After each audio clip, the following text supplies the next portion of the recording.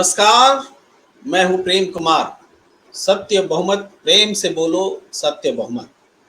आपका स्वागत है। हम नियमित रूप से लोकतंत्र विषयक चर्चा करते हैं, चिंता करते हैं कि वर्तमान संसदीय लोकतंत्र में ऐसी कौन सी खामी है जिस वजह से हम लगातार सरकारें बदल रहे हैं आज़ादी के बाद, लेकिन मूलभूत जो स्थिति है उसमें फर्क नहीं आ रहा है। गरीबों की तादाद बढ़ रही है, गरीबी और अमीरी का अनुपात जो है, उनके बीच खाई जो है उसमें बढ़ोतरी हो रही है। और इसके अलावा ग्लोबल जीडीपी में हमारा जो योगदान होना चाहिए, उस योगदान में भी कोई बढ़ोतरी नहीं हो रही है, बल्कि उसमें गिरावट आई है बीते 75 साल। ये तमाम स्थितियां हैं इस बीच। लेकिन आज हम चर्चा करने जा रहे हैं कि मुख्यमंत्री अरविंद केजरीवाल जी क्या जेल चले जाएंगे। यहां से मैं बात शुरू करना चाहता हूं। क्या अरविंद केजरीवाल जी जो दिल्ली के मुख्यमंत्री हैं जेल चले जाएंगे? ये क्वेश्चन थोड़े समय पहले बहुत चौंकाने वाला लगता था, लेकिन आज की तारीख में चौंकाने वाला नहीं लगता है। डिप्टी सीएम दिल्ली के जेल में हैं, जो पहले थे, अब उन्होंने इस्तीफा दिया, अलग बात है, लेकिन डिप्टी सीएम रहते हुए वो जेल गए। इससे पहले स्वास्थ्य मंत्री रहते हुए लंबे समय तक जेल में रहे सत्येंद्र जैन जी, उन्होंने भी इस्तीफा दिया। ये सारी चीजें हैं।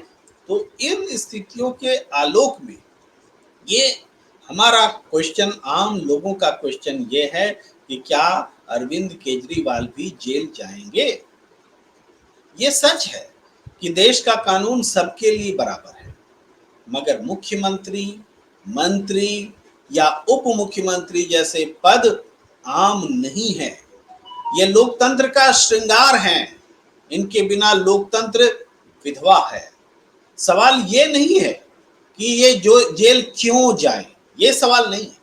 सवाल ये है कि ऐसी स्थिति क्यों पैदा हुई या हो रही है कि एक मुख्यमंत्री के भी जेल जाने की बात हम बहुत आसानी से सोच रहे हैं। यह पहलू भी बड़ा है कि विभिन्न राज्यों में बाकी दलों के जो मुख्यमंत्री हैं, क्या उनकी भी जांच करने की जरूरत आ पड़ी है? कैसी जांच? भ्रष्टाचार के मामलों की जांच, जैसा कि अरविंद केजरीवाल जी के मामले में हो रहा है। अगर एक मुख्यमंत्री जेल जाने की स्थिति में है तो बाकी भी हो सकते हैं, इसलिए जांच होनी चाहिए।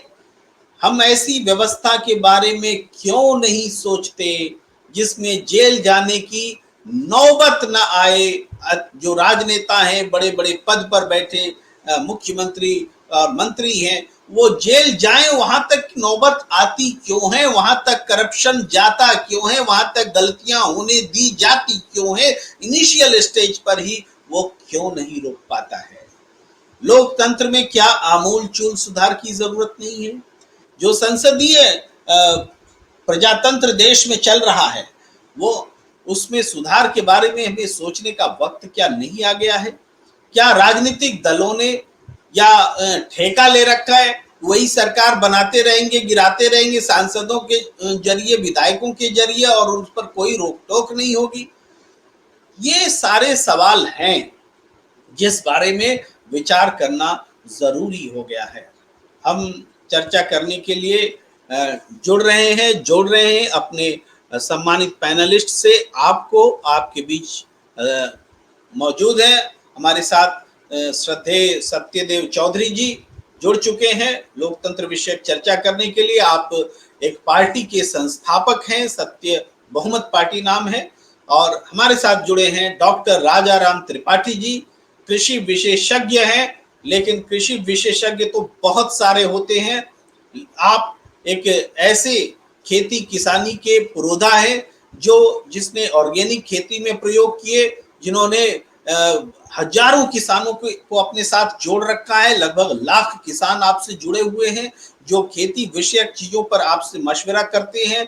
भारत सरकार ही नहीं, यूएन ने भी आपको सम्मानित किया हुआ है। तो हम बहुत गौरवान्वित महसूस करते हैं कि हम में से, हमारे बीच में से एक किसान अंतरराष्ट्रीय स्तर पर इस तरीके से अपना देश का नाम रोशन कर रहा है। अब हम शुरू करते हैं उस सवाल से जहां चर्चा हो रही है। डॉक्टर राजाराम त्रिपाठी जी, आपसे शुरू करते हैं। ये संसदीय लोकतंत्र है। विधायक, मूलभूत सवाल पे हम आते हैं कि विधायक हो या सांसद हो, वो खुद बहुमत से नहीं चुने जाते। ये सच है, जिसको ज्यादा वोट मिलता है वो सांसद या विधायक होता है। लेकिन यही विधायक और सांसद जब सदन में पहुंचते हैं तो वहां अपने लोगों का बहुमत से सरकार बनाने की कोशिश करते हैं। यानी जो सांसद खुद बहुमत से जीत कर नहीं आए हैं, वही सांसद बहुमत बना रहे होते हैं। विडंबना है कि नहीं? अगर यहां से मैं इसलिए सवाल शुरू कर रहा हूं कि मुझे लगता है कि संसदीय प्रजातंत्र में जो बड़ी खामी है उसको खोजने की जरूरत है। आपको क्या लगता है? प्रेम भाई, आपका कहना सही है कि हमारे जो आजादी के बाद हमारे संविधान निर्माता थे, इस देश को एक बेहतरीन संविधान देने के प्रयास में इन्होंने अमेरिका की जो केंद्रीय शासित प्रणाली, राष्ट्रपति प्रणाली है उसे, और यूके की, इंग्लैंड की जो संसदीय प्रणाली है, दोनों को मिक्स अप करके तैयार किया। साथ ही साथ आयरलैंड की जो नीति निर्देशक तत्व हैं उनको भी लिया।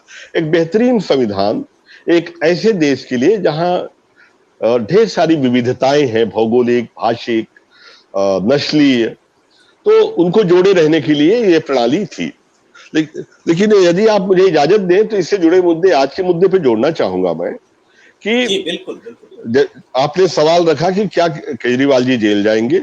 मेरा कहना है कि भाई, देश के सबसे लोकप्रिय और एक समय सबसे अलोकप्रिय दोनों परिस्थितियां झेल चुकी इंदिरा गांधी ने भी कानून का सम्मान करते हुए जेल गई थी। वो दोबारा फिर चुन के भी आई थी। जेल जाने की बात नहीं है। सवाल ये उठता है, जो पूरी क्रोनोलॉजी को अगर हम समझे कि 6 महीने पहले 17 अगस्त को जब एलजी इंटरवेट करते हैं और एक मामला खड़ा होता है, सीबीआई जांच करती है। 5 दिन बाद 5वें दिन 22 तारीख को उसमें ईडी भी अपने आप को जोड़ लेती है। फिर आप एक मंत्री को पकड़ के अंदर कर लेते हैं। फिर अब धीरे धीरे एक मंत्री पहले से पड़े हैं, अब आप कहते हैं 100 करोड़ का घोटाला हो गया है और आप 1 रुपया भी पकड़ के नहीं पाते। आप कहते हैं कि 14 फोन नष्ट हो गए हैं। वो फोन आज भी ईएमआई पे चलते हुए पाए जा रहे हैं। इतना आज रॉकेट साइंस नहीं है, आम आदमी भी देख रहा है। फिर इससे बड़ी बात यह है कि आप एक मुख्यमंत्री को अंदर करने के लिए जिस तरह से रणनीति बना रहे हैं कि भाई, पहले जिन लोगों ने अच्छा काम किया, हम सब देख रहे हैं कि यार उन्होंने स्कूल पे क्या काम किया, स्वास्थ्य पे क्या काम किया, कई राज्य उसका अनुसरण कर रहे हैं, कई देश अनुसरण कर रहे हैं उसका। और यहाँ पे आम नागरिक के नजरिए से मैं कहना चाहूंगा प्रेम भाई, तकलीफ ये देती है कि मेरे बगल में मध्य प्रदेश में व्यापम घोटाले में कितनी मौतें हो चुकी, 20 साल हो गया। वहां आपकी न ईडी जाती है सर, न सीबीआई कुछ निकाल पाती है। ठीक है, ऐसे 50 है। तो जहां आपकी पार्टी का शासन है वहां हर कोई धर्मराज धर्मपुत्र है, हर कोई सत्यवादी है, वहां कोई घोटाला नहीं होता, वहां कुछ भी गलत नहीं होता। एक मंत्री को बता दे ना। और बाकी आप अन्य राज्यों में जहां आपकी सरकार नहीं है, पहले या तो खरीदते हैं। देख रहे थे झारखंड के बेचारे विधायक कलकत्ता और कहां मारे फिर रहे थे बेचारे। विधायकों को लेके जिस तरह मुर्गी बच्चों को लेके दौड़ती है, विधायकों को लेके मुख्यमंत्री और उनके आदमी दौड़ रहे हैं, बचा रहे हैं इनके चंगुल से कि बघवा आ जाएगा और उठा ले जाएगा, सरकार बना लेगा। अरे ये लोकतंत्र की क्या परिभाषा आप बना दिए प्रभु? ये चिंता का विषय है, ये नहीं होना चाहिए। जब संवैधानिक शक्तियां जो हमारे संविधान ने दी, संविधान को जनता दे, भाई संप्रभु राष्ट्र को ताकत जो मिलती है। आप कह रहे थे कि भाई सांसद है, विधायक है, मैं कहता हूं सांसद, विधायक, विधानसभा, संसद, इसको ताकत कहां से मिलती है? इनको ताकत मिलती है प्रेम भाई इस संसदीय जनप्रति के संप्रभु जनता से, उससे मिलती है। उसके प्रति जिम्मेदार इनको होना है। लेकिन जिस तरह से आप संवैधानिक संस्थाओं को जेब में रख के चलेंगे, पहले आप तोता कहते थे सीबीआई को, now you have transformed it in eagle, attacking eagle. आपने उसे बाज बना दिया। केवल वही मंडरा रहा है जहां आपकी सत्ता नहीं है, वो उन्हीं के सिर पे मंडरा रहा है, नोच रहा है, दावे कर रहा है, जेल में डाल रहा है। और जिस तरह से केजरीवाल ने बोला प्रेम भाई कि लोगों को टॉर्चर किया जा रहा है, 3rd डिग्री दी जा रही है, और एक गवाह को तो कहा गया कि भाई आपकी 2 जवान बेटियां हैं, स्कूल कैसे जा पाएंगी। अब ऐसे आरोपों में कितनी सच्चाई है मैं उस पर नहीं जाऊंगा, लेकिन सवाल ये उठता है, ऐसी बातें उठने की स्थिति क्यों आए? लोकतंत्र में।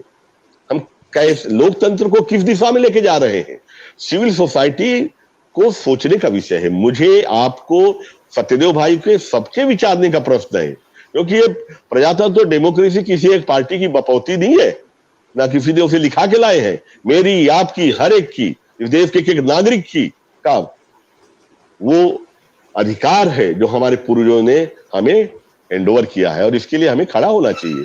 आज का टॉपिक मैं देखा तो मुझे बड़ा अच्छा लगा, आपने बहुत अच्छी बहस कराई आज। जी जी। मैं, आपने एक दो बातें कही हैं डॉक्टर राजाराम त्रिपाठी जी, मैं उन्हीं बातों को लेकर के सत्यदेव चौधरी जी के पास आना चाहता हूं कि हमारे देश में डेमोक्रेसी का अपहरण हो रहा है। मूल तौर पर आप ये बात कह रहे हैं कि जो विधायक हैं, सांसद हैं, वो लोग बेबस हो जा रहे हैं, कोई शक्ति है जो इन लोगों को हैंडल कर रही है। तो ऐसा क्यों हो रहा है? इस व्यवस्था की खामियों के कारण ही तो ऐसा हो पा रहा है। ये बेबसी की स्थिति है। जी सत्यदेव चौधरी जी, इसको थोड़ा सा परत दर परत बताएं कि ये स्थिति कैसे ठीक होगी। जी धन्यवाद प्रेम जी। सबसे पहले तो देखिए, मैं डॉक्टर राजाराम त्रिपाठी जी का आभार व्यक्त करता हूं कि उन्होंने ऑर्गेनिक खेती के ऊपर इतना ज़बरदस्त काम किया है। आप वास्तव में आप बधाई के पात्र हैं। नहीं, आज के ज़माने में ये जिसको हम जीएम बोलते हैं, जेनेटिकली मॉडिफाइड प्रोडक्ट, चाहे सब्जियां हैं, चाहे फल हैं, चाहे अनाज हैं, आप उनको फुला फुला के इतना मोटा कर दिया जिसके अंदर ना कोई स्वाद है, ना कोई ताकत है, और उनको खाने से फिर हम बीमार हो गए, और बीमार होने के साथ साथ फिर उसके इलाज में हमने शरीर में लग गए तो हमारी किडनी खराब, लीवर खराब, फेफड़े खराब, हार्ट खराब, और कैंसर तक की, बीपी, डायबिटीज की तो बातें छोड़ दो, ये बीमारियां होती हैं। तो मैं फिर आपको एक बारी बधाई देता हूं कि आप उस ऑर्गेनिक खेती के ऊपर लगे रहिए, और इसके अलावा अगर हमें स्वस्थ रहना है तो हमारे पास कोई और इसका विकल्प है भी नहीं। अब रही बात ये कि जो भी हमारा जो ये कुव्यवस्था है राजनीति की, ये राजनीति की कुव्यवस्था इसलिए है कि हमारे पास हमने एक ऐसे गठबंधन की भ्रष्ट राजनीति को अपने गले में डाल रखा है। हमारे नेताओं ने तो थोपा हमारे ऊपर, और हमने भी, हम मतदाताओं ने उसको बिना समझे में उसको हमने अपने गले में डाल लिया। अब गठबंधन की भ्रष्ट राजनीति क्यों है? गठबंधन की भ्रष्ट राजनीति इसलिए है कि हमारे पास बहुमत का कोई निर्णय नहीं है। ना चुनाव से होने से पहले कोई बहुमत का फैसला होता, और ना ही चुनाव हो जाने के पश्चात बहुमत का फैसला होता। तो ऐसी परिस्थिति के अंदर हम, ना हमारे नेता सोचते, ना हमारे विपक्षी दल सोचते, और ना ही मतदाता सोचते इस बात के ऊपर कि गठबंधन की भ्रष्ट राजनीति का विकल्प क्या बने। जब तक हम गठबंधन की भ्रष्ट राजनीति का विकल्प नहीं बनाएंगे, यानी बहुमत का फैसला नहीं करेंगे, तब तक हमारे को ये सारी के सारे दुष्कर्म झेलते रहना पड़ेगा। और 75 साल बीत जाने के बाद भी विडंबना यही है कि हमारे नेताओं ने और हमने भी कुल मिला के इसके ऊपर गंभीरता से विचार नहीं किया। मैं गठबंधन की भ्रष्ट राजनीति उसको बोलता हूँ जो सांसदों के बहुमत से अब सरकार बनाने की राजनीति को मैं गठबंधन की भ्रष्ट राजनीति बोलता हूँ। लेकिन थोड़ा सा सत्यदेव चौधरी जी, जब आप बोलते हैं गठबंधन की भ्रष्ट राजनीति, तो एक चीज छूट भी जाता है। एक दल की भ्रष्ट राजनीति भी तो होती है जो कि 2 सीट मिलने के बाद में सरकार बना लेती है, उसकी चर्चा छूट जाती है जब हम कहते हैं गठबंधन की भ्रष्ट राजनीति। जी जी जी, आज यही तो मैं बोल रहा हूँ कि सांसदों के बहुमत से सरकार बनाना ही गठबंधन की भ्रष्ट राजनीति है। चाहे वो एक ही दल के ज्यादा सांसद हैं, एक ही दल के मान लो 300 सांसद हैं, तो मैं उसको भी गठबंधन की भ्रष्ट राजनीति ही बोलता हूँ, क्योंकि उसके अंदर मतदाताओं का कोई महत्व, भूमिका, प्रभाव नहीं है। मान लो 300 सांसदों के पास में वोट कम है और 243 सांसदों के पास में वोट ज्यादा है, तो आप बहुमत किसका मानेंगे? लोकतंत्र के अंदर तो हमें बहुमत मतदाताओं का मानना चाहिए ना, जिसके पास ज्यादा मतदाता है।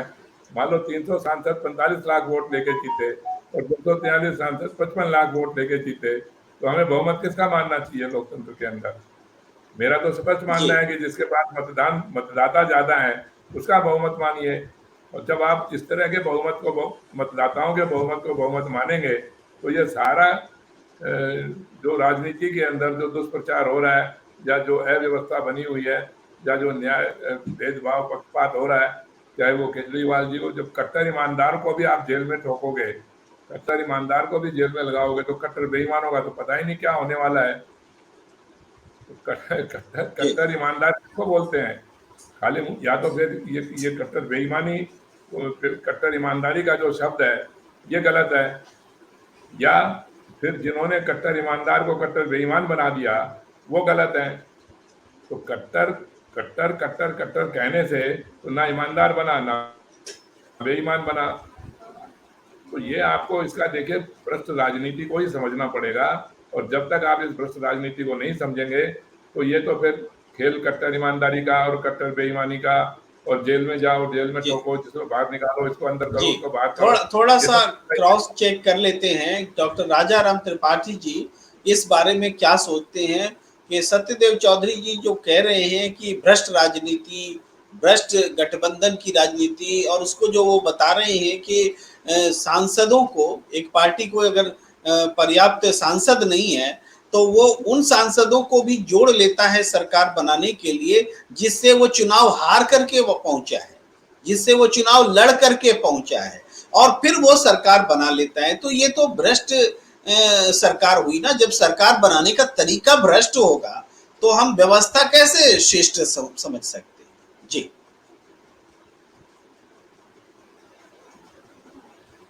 जी, म्यूट हटा लेंगे सर, म्यूट।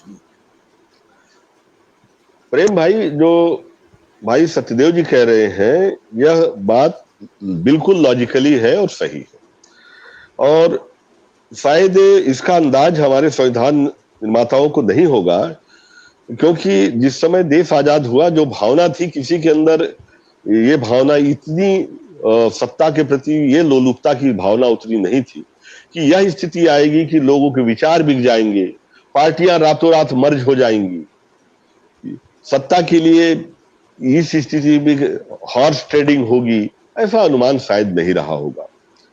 तो लेकिन सवाल उठता है कि व्यवस्था में सुधार करना कभी मना तो नहीं है। एक बड़ी अच्छी अवधारणा सत्यदेव जी ने दी, और यह लॉजिकली भी है, ठीक है। सापेक्षित वोटों के अनुपात के आधार पे देने के बजाय सीधे सीधे लोगों की मंशा राष्ट्रीय मुद्दे पे अगर हो, केंद्रीय शासन हो, तब तो मेरे ख्याल से बिल्कुल सही है। क्षेत्रीय अवधारणाएं, क्षेत्रीय लोगों की अभिलाषाएं, क्षेत्रीय समस्याएं अलग अलग होती हैं, उनके लिए क्षेत्र के स्तर पे भी यह कानून या कानून का सुधार बन सकता है। ये बात बिल्कुल सही है, मैं मानता हूँ जी जी जी। तो अब इसको हम करंट से जोड़ते हैं कि आज भ्रष्टाचार निरंकुश तरीके से, और पार्टी की कोई भी पार्टी सरकार में क्यों नहीं रहे, भ्रष्टाचार रोकता नहीं। आज आप बिहार में देख रहे हैं कि शराब पी करके 20 से ज्यादा लोग मारे जा चुके हैं। शराबबंदी है वहां। ऐसी घटना गुजरात में भी होती है जहां शराबबंदी होती है, ऐसी घटना और कई स्टेट में भी होती है। तो इसका मतलब है कि कानून का, नियम का कोई मतलब नहीं है, तो पालन कराने वाली शक्ति लोकतंत्र में जो है, चाहे एग्जीक्यूटिव हो, चाहे कानून बनाने वाली विधायिका हो, या उस पर न्याय करने वाली न्यायपालिका हो, ये तो विफल हो रही है ना। जी शुक्र। ये प्रेम भाई, मैं एक बहुत संक्षिप्त में ये कहना चाहूंगा कि जो जांच एजेंसियां थी वहां तक ठीक था, सरकार के प्रति कमोबेश वेंटेड रहती थी, लेकिन जुडिशरी अगर सत्ता के दबाव में आ जाता है, अब ये ओपन सीक्रेट है, कोई ढकी छुपी बात नहीं है कि सुप्रीम कोर्ट के 3-3, 4-4 जज प्रेस कॉन्फ्रेंस अगर लेते हैं तो जुडिशरी के दबाव को आप समझ सकते हैं। मैं थोड़ा सा आपकी बात को सपोर्ट करते हुए उदाहरण भी रखूंगा, इसमें डरने या नहीं बोलने की बात नहीं है। अभी राहुल गांधी को जो सजा हुई है उसमें क्या है, उसमें जज की एक टिप्पणी आती है सजा देने से पहले कि ये तो बारंबार माफी मांगने वाली हरकत करते हैं, इस आशय की टिप्पणी, शब्दशः नहीं जाता, वो उन्होंने टिप्पणी की राहुल गांधी पर। और सुप्रीम कोर्ट में जो माफी मांगी गई थी राफेल वाले मसले पर, उसका उदाहरण दिया गया। लेकिन सच इस रूप में सामने आया कि वो घटना इस घटना के बाद की थी, जिसकी सुनवाई जज साहब कर रहे थे। तो बाद की घटना को पूर्व की घटना मान करके इतनी बड़ी टिप्पणी दे दी गई, इतना बड़ा फैसला भी आया, तो उसमें भी इस टिप्पणी का योगदान होगा। जी प्रेम भाई, इसे जो आपने उदाहरण दिया, ये कानून के जानकारों की नजर में बायस डिसीजन कहा जाता है। बायस डिसीजन है जब आपके पूर्व की घटना के आधार पे और उसका उल्लेख भी आप कर रहे हैं। अब कांग्रेस के कानूनविद इसका किस तरह से उपयोग करेंगे मुझे नहीं मालूम, लेकिन मेरा मानना है कि ये बायस डिसीजन है और न्याय को अपवित्र करता है, सीधा सीधा मामला।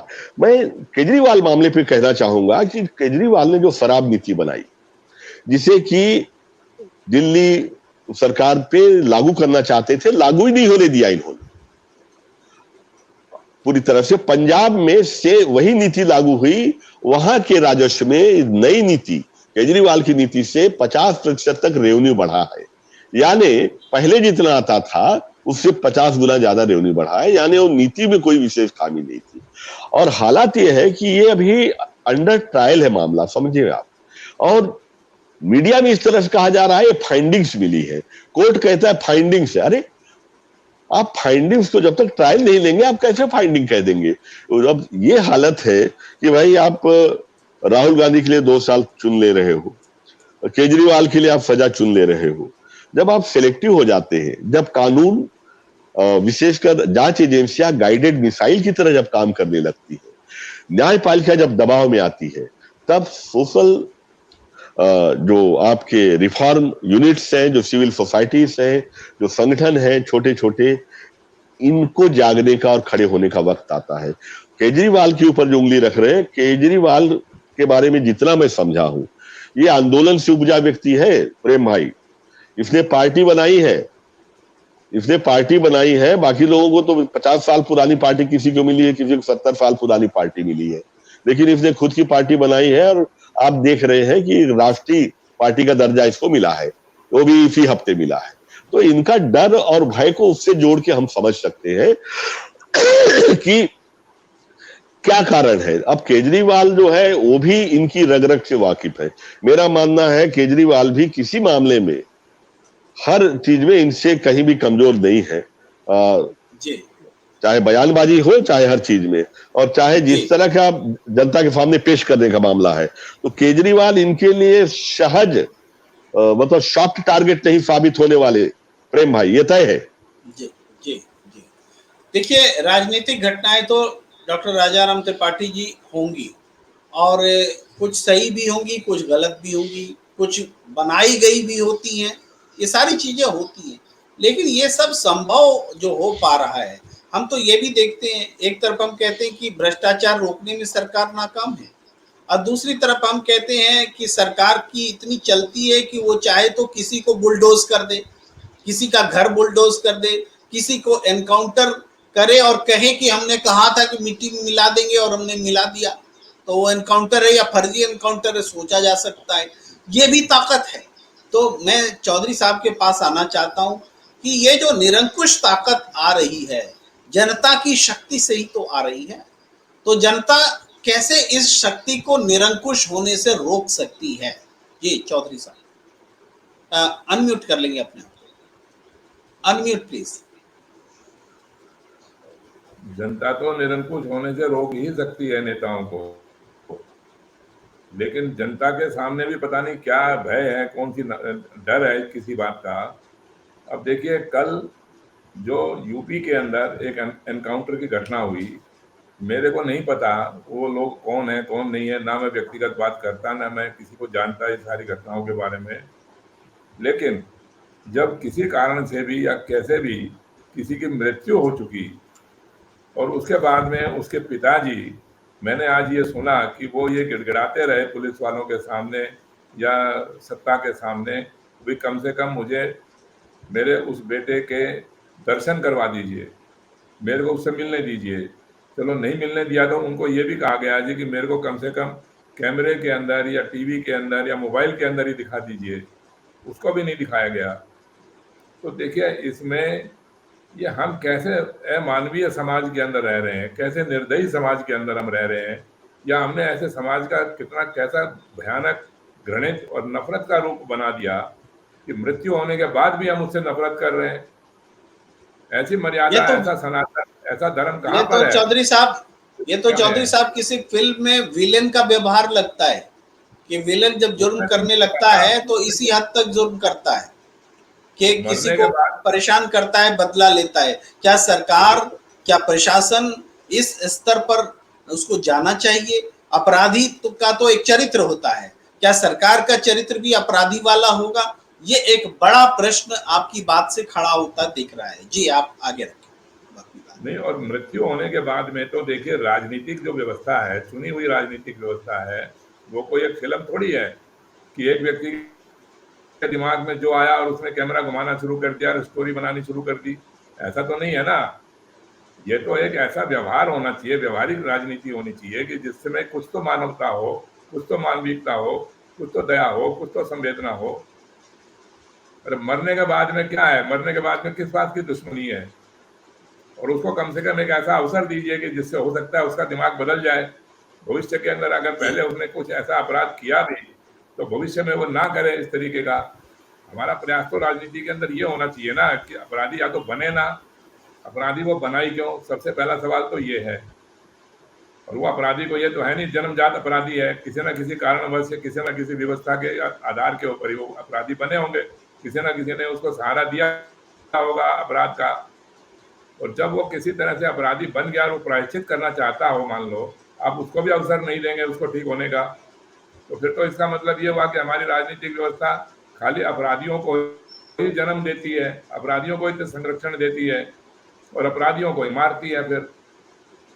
तो ये तो देखिए एक इस तरीके का, मैं तो यह समझता हूँ कि कम से कम हमारे सनातन के अंदर, हमारे धर्म के अंदर, हमारी सभ्यता के अंदर इस तरीके का व्यवहार नहीं होना चाहिए।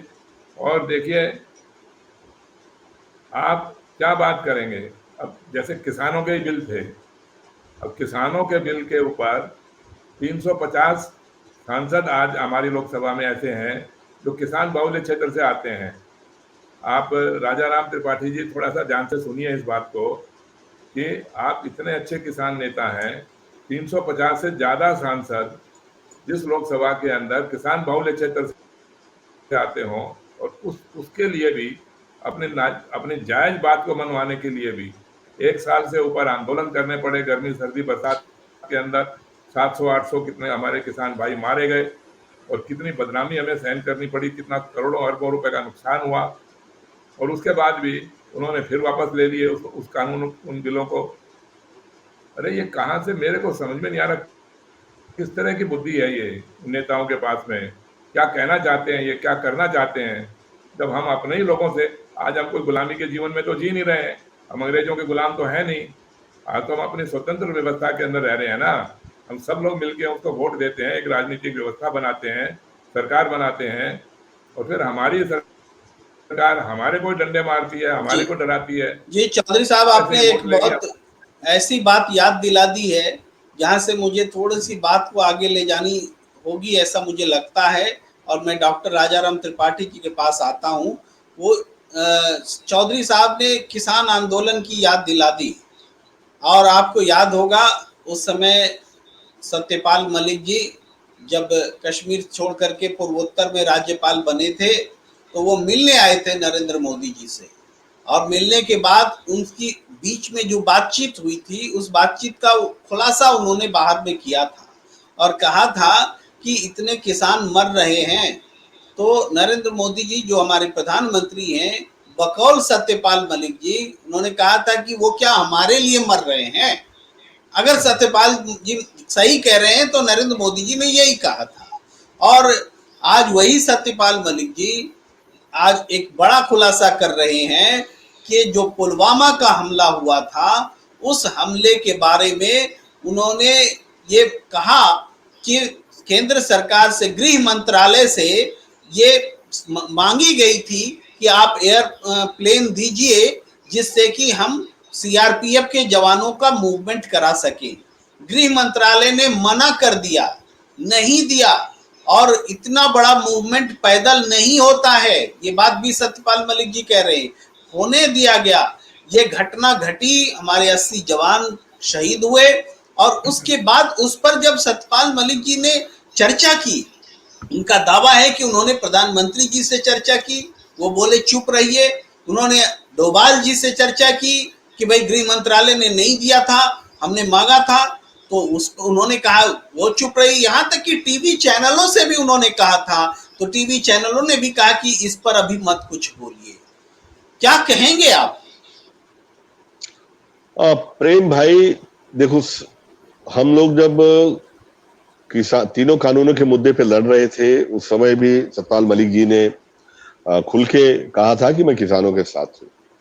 लेकिन पुलवामा वाली जो बात है, ये एक बहुत बड़ा बहुत बड़ी बात है, क्योंकि ये कौन कह रहा है समझिए। हम आप देखेंगे 1.5 साल पुराना तो कई डिबेट में मैंने इस चीज को कहा है, राष्ट्रीय चैनल पे भी, कि भाई आपकी ईडी सीबीआई सबको सांप क्यों सूंघ जाता है यार, इतने हमारे जवान मारे गए, पुलवामा का जांच क्यों नहीं करते आप? आरडीएफ कहां से आया था, गाड़ी में गुजरात का नंबर क्यों था, क्यों नहीं जांच करते? क्यों दूध का दूध पानी का पानी नहीं करते आप? हम लोगों ने कई बार कहा, लेकिन जब यही बात सतपाल मलिक कहते हैं, एक ऐसा शख्स जो कश्मीर का गवर्नर रहा हो, जिसे सारा इन एंड आउट सब चीज पता हो, उनका जो बयान है वास्तव में देश के लिए, देश की रक्षा के मुद्दों के लिए बेहद महत्वपूर्ण है। और ये हमें समझना चाहिए कि वास्तव में क्या हम सत्ता के लिए, क्या ऐसा भी षड्यंत्र हो सकता है कि हम अपने सैनिकों को मरवा दें? अब रहा सवाल ये डर वाली बात जो भाई सददेव जी कह रहे हैं, डर अनजाना सा सब तरफ व्याप्त है। आज हम चैनल पे चर्चा कर रहे हैं तो हम ये मान के कर रहे हैं कि प्रेम भाई को पता होगा इससे पहले भी कि कई प्रवक्ताओं ने धमकियां भी दी कि हम आपके खिलाफ केस दर्ज कर देंगे। मैंने कहा आप दर्ज करिए, हम जेल जाने को तैयार है। मेरा एक एक्सीडेंट हो चुका है, जान जाते जाते बची है, आज तक नहीं पकड़ाया कौन था। तो ये चैनल पे जो आप कर रहे हैं, कई चैनल इन्होंने बंद कर दिए, हो सकता है प्रेम भाई का चैनल भी बंद कर दे, लेकिन कोई बात नहीं प्रेम भाई, आप आवाज उठाते रहिए। आपकी दबंगई और सत्य के लिए जो आप खड़े हो रहे हैं उसको मैं सलाम करता हूं। और वही सत्यदेव जी, आपका तो नाम ही सत्यदेव, तो आप जैसे लोग बेहद जरूरी हैं समाज में। और ये जो बात है टोटल मैं बताऊं, ये इस चीज को, ये हम आने वाली पीढ़ियों के बारे में सोचें। मुझे कितना डर है, आपको कितना डर है, कितना डर व्याप्त है, उसकी बात मैं नहीं कर रहा हूं। लोकतंत्र मुझे अपने बेहतरीन स्थिति में आने वाली पीढ़ी के लिए चाहिए प्रेम जी, उसके लिए मुझे चाहिए। और ईवीएम एक बहुत बड़ा मुद्दा है, जिससे जाने क्यों, चूंकि कांग्रेस गवर्नमेंट खुद लेके आई थी, इसलिए जिस तरह से खड़े होना चाहिए वो खड़े नहीं हो पा रही है। बाकी पार्टियों की स्थिति आप देख ही रहे हैं, 4 राष्ट्रीय पार्टियों की मान्यता एक हफ्ते में पिछले खत्म हुई है, 4। तो आप समझ ही रहे हैं कि क्या एकदलीय शासन होगा? क्या एकदलीय शासन होगा? फिर लोकतंत्र किधर गया? राजतंत्र ले आओ, जिसका चाहे अभिषेक कर दे, जिसका चाहे अभिषेक कर दे, आरएसएस कर दे अभिषेक, या कोई शंकराचार्य जी कर दे, उसको राजा बना लीजिए। हम सब पालकी ढोते हैं, फिर अंग्रेजों की पालकी क्या बुरी थी, अंग्रेजों की ढोते? नहीं, ऐसा नहीं होना चाहिए। जी, सत्यदेव चौधरी जी, आपने सुना डॉक्टर राजाराम त्रिपाठी की आवाज में वेदना है, आने वाली पीढ़ियों के लिए चिंता है, लोकतंत्र को बचाने के लिए एक सचमुच में जो संवेदनशीलता के साथ चिंता है वो झलक रही है। अगर हमने लोकतंत्र को बचाने के लिए अभी नहीं सोचा तो देर हो सकती है, ऐसा न कहना पड़े कि देर हो गई। जी नहीं, मुझे तो देखिए भाई साहब की बात सुन के मुझे बड़ा दुख हुआ और मैं बड़ा विचलित भी हुआ अपने दिमाग के अंदर। लेकिन अब समाधान की तरफ, विकल्प की तरफ भी हमें आना पड़ेगा। खाली ऐसे ही बोलने से और ऐसे लाचार विवश होकर बैठने से तो काम नहीं चलेगा। मान लिया कि संविधान निर्माताओं ने उस समय इस बात को नहीं सोचा कि किस तरह से हमें इस गठबंधन की भ्रष्ट राजनीति से नहीं होनी चाहिए। मान लिया उस समय उनके बुद्धि में ये बात नहीं आई कि गठबंधन की भ्रष्ट राजनीति के ऐसे दुष्परिणाम भी हो सकते हैं सांसदों के बहुमत की राजनीति के। लेकिन आज के जो नेता लोग हैं, आज के जो राजनीतिक दल हैं, या जो आज वर्तमान में जो हम सब मिलके जो मतदाता हैं उनके सामने क्या व्यवस्था है इस बात के बारे में सोचने के लिए हम तो आज सोच सकते हैं। और देखिए इसका जो विकल्प है ना त्रिपाठी जी, इसका विकल्प सिर्फ यही है कि आप सांसदों के बहुमत से सरकार बनाना बंद करिए, मतदाताओं के बहुमत से सरकार बनाइए, जिससे कि मतदाता सारे भागीदार और महत्व बने, उनका भूमिका बने और उनकी योग्यता और कार्यकुशलता के आधार के ऊपर वो सरकार बने और सब लोग बढ़ चढ़कर भाग लें इस राजनीतिक उत्सव के अंदर। ये नहीं कि खाली एक औपचारिकता निभा के चले गए वोटिंग मशीनों के अंदर टी टी टी बजा के और उसके बाद में उनको अलग थलग हो गए और बहुमत का निर्णय भी दूसरे ही लोग करेंगे और सरकार भी दूसरे ही लोग चलाएंगे। उनको ना कुछ बोल सकते, ना कुछ बात कर सकते, ना कुछ सवाल कर सकते। वो लोग ना प्रेस के आगे आएंगे, हम लोग सवाल कर नहीं सकते, लिख सकते नहीं, बोल सकते नहीं, कोई अपने विचार को व्यक्त कर सकते नहीं। तो इससे तो अच्छा आपने सही कहा कि भाई इस सारी राजनीतिक व्यवस्था को खत्म ही कर दिया जाए, क्यों इसका प्रपंच किया जा रहा है। और अगर आपको वाकई ऐसा करना है तो आपको एक राजनीतिक अच्छी व्यवस्था देनी पड़ेगी। और देखिए मैं आपको फिर ये जो ऑर्गेनिक खेती की आप बात करते हैं, मैं आपको फिर प्रोत्साहित करते हुए ये मैं कहना चाहूँगा कि आप उस कार्यक्रम को ढीला मत कर देना कभी भी गलती से भी। और एक और जानकारी जो मेरे को मिली हुई है वो मैं आपके साथ शेयर करता हूँ। आज़ादी के समय हमारी जनसंख्या थी करीब 30-35 करोड़ और उस समय देसी गायों की जनसंख्या थी 150 करोड़। एक आदमी के पीछे 5 से ज़्यादा देसी गाय होती थी। आज के दिन हालत यह है कि देसी गाय का नमूना आपको देखने को भी नहीं मिलेगा और जनसंख्या तो हो गई हमारी 150 करोड़ और देसी गायों की जनसंख्या है आज के दिन 10 करोड़ से भी नीचे, यानी 15 आदमियों के पीछे भी एक गाय भी नहीं है। तो ये तो हमने अपने आप अपने मौत का कुआं बना लिया। हम स्वस्थ रहना चाहेंगे तो रहेंगे कैसे? खाली अंग्रेजी दवाइयों के भरोसे, इंजेक्शनों के भरोसे अगर आप स्वस्थ रहना चाहते हैं तो रहते रहिए, वो कुछ होने वाला नहीं है। तो आप ये देखिए, और एक राजनीतिक व्यवस्था ही इन सारी सब कुरीतियों का कारण है, इन सारे दुष्परिणामों का कारण एक राजनीतिक व्यवस्था है। राजनीतिक व्यवस्था यदि ठीक होगी, जो आज तक हमने उसको स्वीकार नहीं किया, हमने उसके ऊपर ध्यान नहीं दिया, तो राजनीतिक व्यवस्था के ऊपर ध्यान देना सबसे ज़्यादा जरूरी है बजाय और सब बातों के छिलके उतारने के।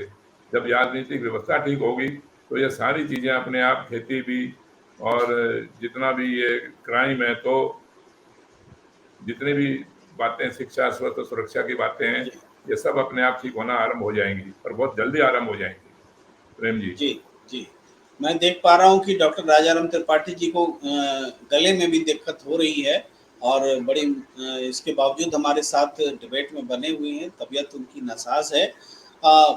फिर भी आप जो राजनीतिक व्यवस्था की बात कर रहे हैं ठीक करने की, राजनीतिक व्यवस्था ठीक होती कैसे है सत्यदेव चौधरी जी? कैसे ठीक होगी, ये तो थोड़ा 2-4 लाइन बताएं। तो राजनीतिक व्यवस्था तो देखिए, एक राजनीतिक व्यवस्था के अंदर हमने लोकतंत्र को माना, संविधान को माना, धर्मनिरपेक्षता को माना, लेकिन उसके अंदर बहुमत का क्या चीज है ये हमें नहीं समझ में आ रहा। बात बहुमत क्या चीज है ये हमको समझ में नहीं आती। बहुमत तो चौधरी साहब पूरा देश समझ रहा है कि भाई जिसके पास में सदन से आधे से ज्यादा वोट ताकत होगी, वोट होगा, उसका बहुमत है। फिर आपको ये बात क्यों नहीं समझ में आ रही कि सदन में अगर 543 सीट है, 272 जिनके पास फिगर होगा उनका बहुमत है। मान लो 272 जिसके पास नहीं होंगे वो कैसे पूरे करेगा? 272 ये तो यदि बड़ा सवाल है। 200 ही हैं, 220 हैं, तो बाकी के 50, 60, 70 कैसे जोड़ेंगे? वो सिवाय भ्रष्टाचार के तो कोई रास्ता है नहीं। वो तो आप हमने सबने देखा है ना पिछले 75 तो आप क्या कह रहे हैं कि फिर ऐसे केस में, चौधरी साहब थोड़ा क्लैरिटी के लिए, आप क्या कह रहे हैं कि ऐसे केस में फिर से चुनाव करा देना चाहिए कि ताकि जब तक 272 ना आए तब तक चुनाव कराते रहिए? तो देखिए, ये भी पिछले कुछ वर्षों पहले 5 साल में 3 बारी दोबारा चुनाव हुए भी, मध्यावधि चुनाव हुए, लेकिन आज वो मध्यावधि चुनाव होने भी बंद हो गए। तो बचा खुचा जो अधिकार था मतदाताओं के पास में लोकतंत्र का, वो भी छीन लिया इन भ्रष्ट नेताओं ने। और मैं जहां तक समझता हूं, तो देखिए आप ये कह मध्यावधि, रहे हैं चौधरी साहब, आप ये कह रहे हैं कि पहले सरकार बनाने लायक बहुमत नहीं होता था तो मध्यावधि चुनाव में जनता के पास जाते थे, जनता कुछ सोल्यूशन देती थी। लेकिन अब जो है जी ऐसी व्यवस्था बना ली गई है कि दूसरे से बहुमत चुरा लिया जाता है, उसको भ्रष्ट तरीके से जोड़ लिया जाता है, उसके साथ भ्रष्ट गठबंधन कर लिए जाते हैं, सरकार बन जाती है, जनता के पास भी दोबारा नहीं जाना होता है और चलती रहती है। ठीक है, हम आपकी बात मानते हैं। अब मैं अगला सवाल डॉक्टर राजा राम त्रिपाठी जी से करूंगा कि थोड़ी सी अगर आपने ध्यान दिया होगा डॉक्टर राजा राम त्रिपाठी जी, तो आप ये देख रहे हैं कि इसके बाद क्या हो, कैसे एक ऐसी सरकार बने जिसमें जनता का बहुमत भी हो और वो बार बार गिरे भी नहीं और वो भ्रष्ट भी ना हो, ऐसा कैसे मुमकिन है? प्रेम भाई, इसके लिए जनमत संग्रह हो सकता है। एक तरीका होता है, व्यापक जनमत संग्रह हो कि भाई कौन सी प्रणाली सही हो, और बहुमत को भी विशुद्ध रूप से परिभाषित किया जाए कि बहुमत जो है साधारण बहुमत है या एब्सोल्यूट मेजॉरिटी की बात कर रहे हैं, संपूर्ण बहुमत, या इफेक्टिव मेजॉरिटी की बात कर रहे हैं, प्रभावी बहुमत, ठीक है, या कौन किस तरह की बहुमत पे सरकार बनने का जी, दिया मैं जाए। आपके तीनों टर्मों को अपने दर्शकों के लिए समझाता हूं। एब्सोल्यूट मेजॉरिटी यानी कि अगर 543 है तो 272 एब्सोल्यूट मेजॉरिटी। उसके बाद प्रभावी बहुमत इफेक्टिव मेजॉरिटी, यानी सदन में जितने लोग सांसद मौजूद हैं उस समय कुछ बाइकाट कर जाए, कोई बीमार हो जाए, जो प्रेजेंट है उसकी मेजॉरिटी होना, वो इफेक्टिव मेजॉरिटी हुई। और मैं एक टर्म भूल रहा हूं, डॉक्टर राजाराम त्रिपाठी जी आप ही बता दें फिर से दर्शकों। मैंने कहा साधारण, एक तो साधारण, साधारण है। जी जी जी जी। जी जी, आगे बोलिए प्लीज। तो मैं ये कह रहा था कि एक जनमत संग्रह के द्वारा ये जनता की आकांक्षाएं एकदम सुस्पष्ट प्रश्नावली में पूछा जाना चाहिए। क्योंकि जी, वास्तव मैं, में आपको गले में दिक्कत हो रही है, मैं थोड़ी देर में पानी पी लें, मैं आता जी हूं चौधरी साहब के पास। जी चौधरी साहब, जी जी इस बात को थोड़ा सा और क्लियर करें कि कैसे सच्चा बहुमत और सच्चा लोकतंत्र कैसे पॉसिबल है? नहीं देखिए प्रेम जी, मैं बार बार चुनाव करवाने के पक्ष में नहीं हूँ।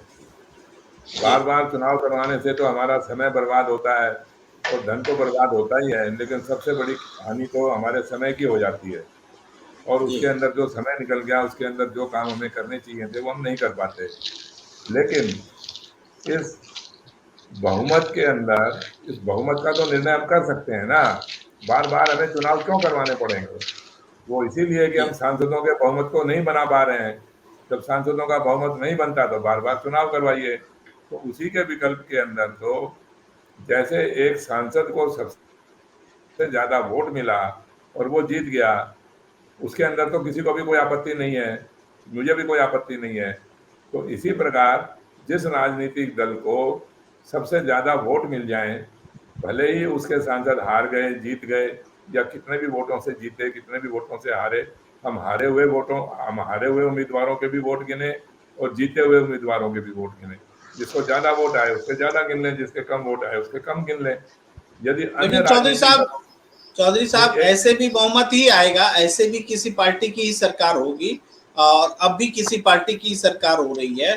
तो मान लीजिए कि ऐसे आप जो कह रहे हैं उस तरीके से सबसे ज्यादा वोट किसी पार्टी को आ जाता है और वो सरकार नहीं, बना लेती है, तो इससे भ्रष्टाचार कैसे खत्म हो जाएगा? इससे दूसरी जो विकृतियां हैं वो कैसे खत्म हो?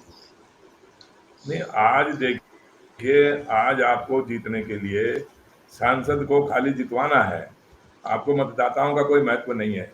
और सांसदों को जितवाने के लिए, एक उम्मीदवार को जितवाने के लिए आप भ्रष्टाचारी को, अपराधी को आप प्रोत्साहित करते हैं, खाली एक जिताऊ उम्मीदवार को खड़ा करते हैं, थोड़े से वोट लेके वो जीत जाते हैं।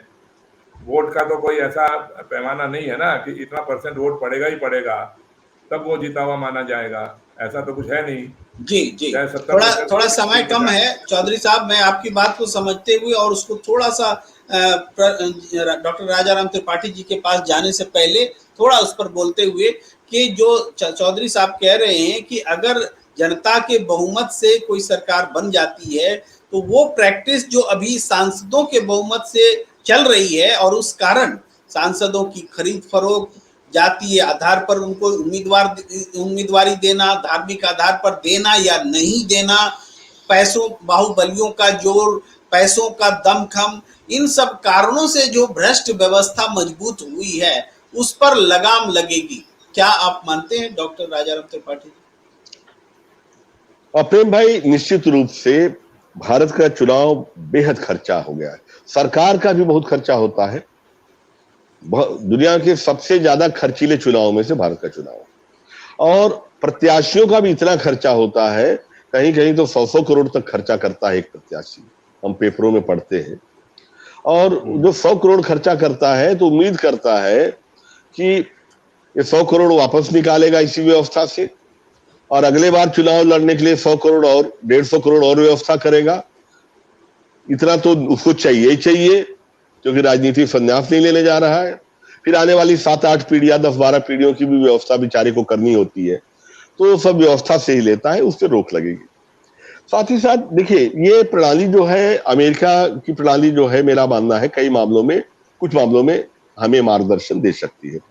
जब इस तरह के चुनाव हो तो हर पार्टी, जो राष्ट्रीय स्तर की पार्टियां हैं, जो प्रमुख पार्टियां हैं, वो अपने प्रधानमंत्री का भी पद भी घोषित कर सकती है। उसका भी बेनिफिट मिलेगा कि भाई उनकी रेल में इंजन कौन सा लगा हुआ है, कहां तक खींच के ले जा सकता है, तो आगे जो खरीद फरोख्त हो वो भी कम हो सकती है। फिर एक चीज जोड़ा जा सकता है कि जो परफॉर्मेंस जिसका अच्छा नहीं है सांसद का, उसको वापस बुलाने का अधिकार भी जनता को हो, तो जनता मालिक हो। यहाँ तो साहब जनता भूखे मर रही है, 1400 का डीजल अपना गैस सिलेंडर हो गया है, और ये मेज थपथपा के अपने सारे भत्ते 2.5 गुना कर लेते हैं, मेज थपथपा के। वहां कोई पार्टी अपोज नहीं करती, समझ गए? तो ये काहे का लोकतंत्र? लोकतंत्र के नाम पे आप नौटंकी खड़ा करके रखे हैं जनाब, और वो भी बड़ी महंगी नौटंकी, बहुत महंगी नौटंकी है। कमर टूट गई है भारत की जनता की इस नौटंकी का खर्चा वहन करते करते। सदैव भाई सही कह रहे हैं कि जनता ही दोषी है, लेकिन मेरा मानना कई मामलों में ऐसा नहीं है। क्या है, जनता को वैसा रखा ही गया है, शिक्षा का प्रचार कुछ कम रहा है, और जनता को देख लीजिए, डुगडुगी बजा के कभी मंदिर चालू कर देंगे, कभी रथ यात्रा चालू हो जाएगी। ये जो मुद्दे है ही नहीं देश के, वो मुद्दे खड़े कर दिए जाते हैं। तो जनता के पास जो रोजी रोटी में जी जान लगाना पड़ता है जिसको, वो इनकी बारीकियों को कहाँ समझ पाती है, इनके खेल को नहीं समझ पा रही है जनता। वरना मजाल है सर। मेरा मानना है कि कैसे निकलेगा, मैं अंतिम लाइन में खत्म कर रहा हूं। अगर किसानों का, इस देश में सबसे बड़ा वर्ग एग्रीकल्चर एंड एलाइड एक्टिविटी का है, किसानों का है, किसान परिवारों का है, लगभग 80 करोड़ लोग हैं।